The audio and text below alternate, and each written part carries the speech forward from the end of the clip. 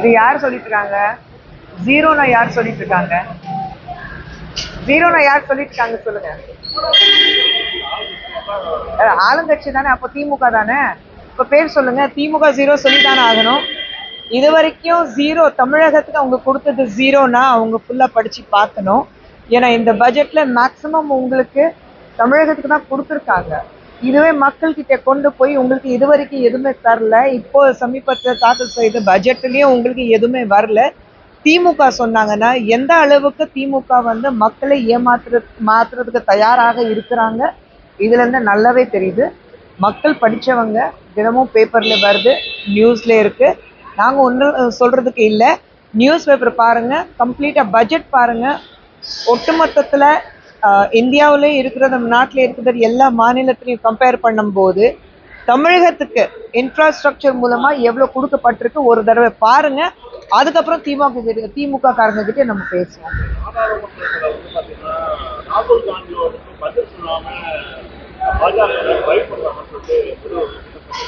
யார் வச்சிருக்காங்க?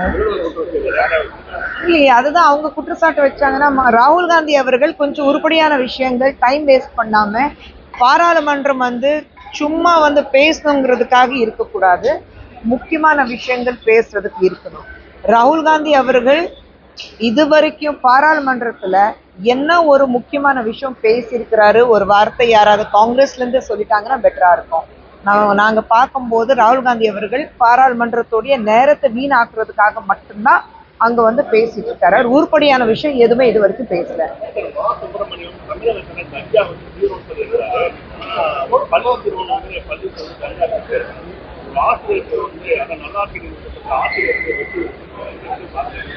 நாங்க தான் அப்போலேருந்து சொல்லிட்டே இருக்கோம். தமிழகத்துல இன்னைக்கு போதைப் பொருட்கள் எந்த அளவுக்கு குழந்தைங்களுக்கு ஈஸியா கிடைக்குதுன்னா அது டெய்லி நியூஸ் பேப்பர் பார்க்கும்போது நமக்கு தெரிய வருது.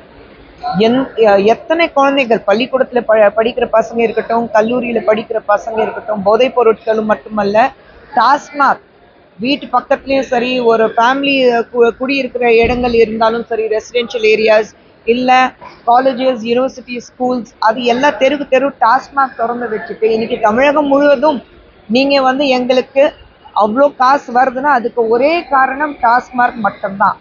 அதுக்கப்புறம் அது தாண்டி வேற எந்த மூலமா வந்து உங்களுக்கு பொருளாதார ரீதியாக உங்களுக்கு தமிழகத்துல வசதி வருது கொஞ்சம் சொல்லுங்க.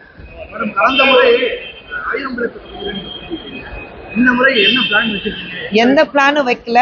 வைஸ் பிரசிடென்ட்ங்கிறது முறையில கட்சி சார்பாக என்ன வேலை கொடுக்குறாங்களோ அது மட்டும்தான் ஒழுங்கா செஞ்ச போதும்.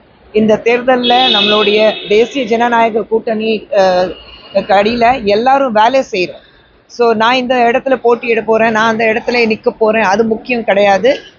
என்டிஏ ஜெயிக்கணும், தேசிய ஜனநாயக கூட்டணி ஜெயிக்கணும், அதுக்கு என்ன பாடுபடணும், என்ன கஷ்டப்படணும், அது மட்டும்தான் செய்யணும்.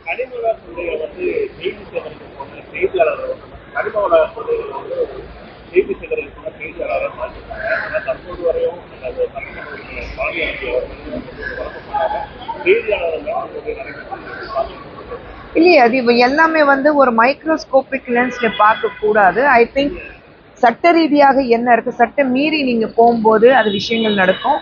ஆனா இந்த வகையில நான் ஃபுல்லா வந்து இன்னும் டீட்டெயில்ஸ் வாங்கினதுக்கு அப்புறம் தான் என்னால பேசுறேன்.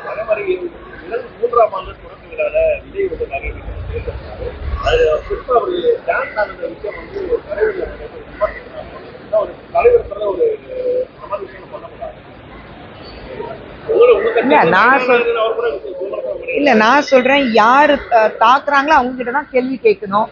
யார்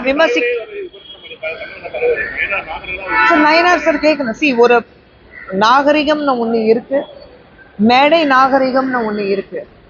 இப்போ நீங்க வந்து மேடையில ஒரு சாதாரணமா ஹீரோ மாதிரி நீங்க போய் ஆடுனீங்கன்னா அது வேற மாதிரி போகும்.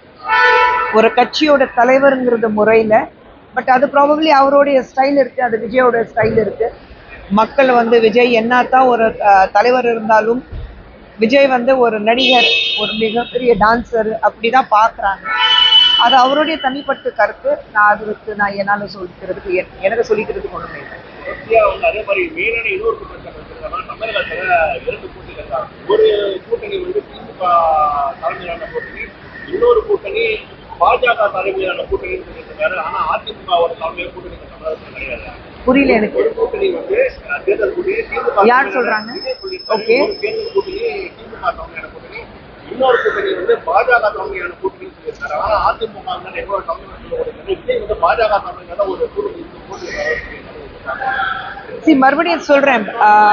விஜய் அவர்களுடைய நேர் எதிரியாக அவர் சொல்லும் போது திமுக தான் சொல்லிட்டு இருக்காரு, அதிமுக இது வரைக்கும் சொல்லல.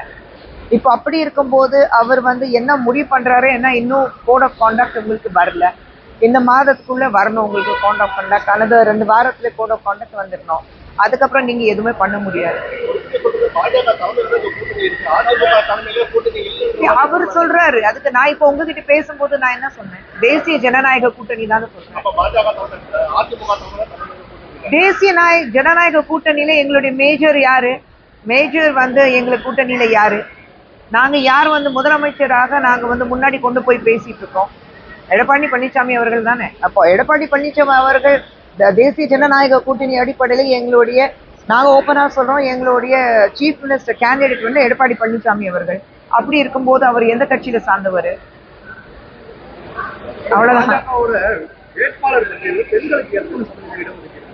வரட்டும். என்னென்ன தொகுதி இருக்கு இன்னும் முடிவாகல, எத்தனை தொகுதி இருக்கு இன்னும் முடிவாகல. அதுக்கு முன்னாடி எத்தனை பெண்கள் இருப்பாங்கன்னு எங்களுக்கு தெரியல. அதான் சொன்னேன், ஜெயிக்கக்கூடிய கேண்டிடேட்ஸ் எங்களுக்கு வேணும். பெண்கள் இருக்காங்க, அவங்களுக்கு முக்கியத்துவம் நிச்சயமாக இருக்கு. நம்மளுடைய மதிப்புக்குரிய பிரதமர் நரேந்திர மோடி அவர்கள் ஒவ்வொரு முறை வந்து நாரி சக்தி பத்தி பேசிட்டு இருக்கிறாரு. ஒவ்வொரு இடத்துலயும் ஒரு ரிபப்ளிக் டே இருக்கட்டும், இண்டிபெண்டன்ஸ் டே இருக்கும். இன்னைக்கு இந்தியா முழுவதும் நீங்க பார்க்கும்போது ஒவ்வொரு தொழிலையும், ஒவ்வொரு இதுலையும், ஒவ்வொரு இடத்துலையும் பெண்கள் வந்து டாப் நாச் பொசிஷன்ல இன்னைக்கு இருக்கிறாங்க. பெண்களுக்கு இந்த பட்ஜெட்லயே நீங்க பாத்தீங்கன்னா பெண்களுக்கு நல்ல வசதிகள் பண்ணி கொடுத்துருக்காங்க. அவங்க வந்து ஒரு ஆண்டர்பிரினர்ஷிப், அவங்க தனியா சொந்த காலில் நிக்கிறதுக்கு, அவங்க பிசினஸ் பண்றதுக்கு எல்லா வசதிகள் பண்ணி கொடுத்துருக்கோம். அப்படி இருக்கும்போது நிச்சயமாக அவங்களுக்கு முக்கியத்துவம் கொடுக்கப்படும். ஆனா எத்தனை தொகுதி, எந்தெந்த தொகுதி எங்களுக்கு இன்னும் தெரியல. அது தெரிஞ்சதுக்கு அப்புறம் பேசுவோம். ஆனா திமுக கூட்டணி உறுதியா இருக்க முடியும்.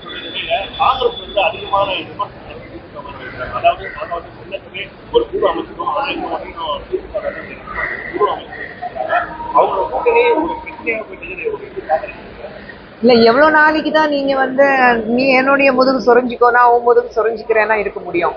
இன்னைக்கு திமுக அண்ட் காங்கிரஸ் கூட்டணி பார்க்கும்போது அப்படிதான் இருக்கு. கடைசியாக அவங்க 2 பேரும் ஒரே கூட்டணியில இருக்க போறாங்களா இல்லையா, அதுவே ஒரு சந்தேகத்து கூடிய ஒரு விஷயம் இருக்கு இன்னைக்கு.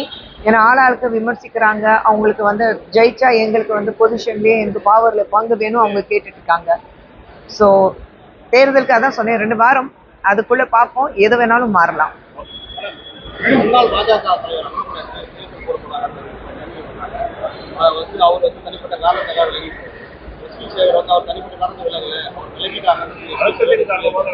எஸ்.வி. சேகர் சருக்கு என்னால பதில் கொடுக்க முடியாது. ஆளாளுக்கு விமர்சிச்சு இருப்பாங்க. ஆளாளுக்கு அவங்க விமர்சிக்கிறதுக்கு பதில் கொடுத்துட்டு டைம் வேஸ்ட் பண்ண வேண்டாம் நம்ம. சரிங்களா? கேட்கல நீங்க பேசுறது.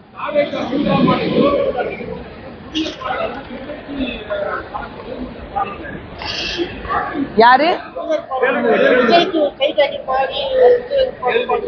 சரி, எதுக்கு? விஜய் அவர்கள் டான்ஸ் ஆடுனாங்க. அது வந்து முருகர் பாடல் வந்து ஒரு சினிமா பாடலாம் கலந்து பாடுனாங்க. விஜய் டான்ஸ் பண்ணிக்கிறார் சொல்லிட்டு இப்போ கன்னடங்கள் இருந்திருக்கேன். அது வந்து வேறு முருகன் மணிப்பொங்கல் இல்ல, நான் கேக்குறேன், விஜய் பார்த்துட்டு முருகனை பாட்டு பாடினதுக்கு கண்டனம் தெரிய வச்சாங்களா, இல்ல அந்த இடத்துல விஜய் இருக்கிறதுனால முருகனை பாட்டு பாடினாங்க அதுக்கு விமர்சனத்தை தெரிய வச்சிருக்காங்கன்னா அது தெரியணும் ஃபர்ஸ்ட்.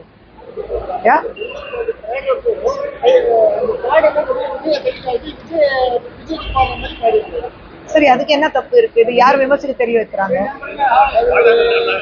இல்லையே, நான் வந்து எல்லாமே பாஜகல இருந்து விமர்சிக்கிறாங்கன்னா அப்படி இல்லை. நீங்க எல்லாமே பாஜக சுத்தி காட்டிட்டு பேச முடியாது. அது ஏன் பாடி இருக்காருன்னு ஒண்ணு தெரியணும். சரிங்களா? ஏன் பாடி இருக்காருன்னு ஒண்ணு தெரியணும் நமக்கு. அதுக்கப்புறம் தான் 0.